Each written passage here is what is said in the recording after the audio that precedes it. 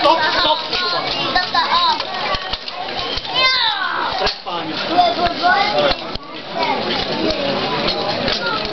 Oj.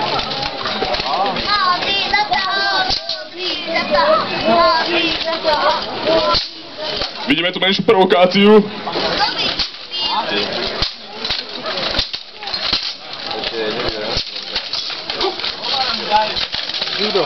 Naši duelanti sú už unavení, ale jeden to nezvládol, aj povalený, dorazili na zemi. Tým pádom je víťaz jasný. Víťazom tohto semifinálového kola sa stáva teda Juraj Bátovský. Slobodný pán z Krupiny, poprosím obrovský potlesk. Obaja duelanti, aj Roman Mazanec, aj Juraj Bátovský sa stretnú v súboji o malúčko chvíľočku vo veľkom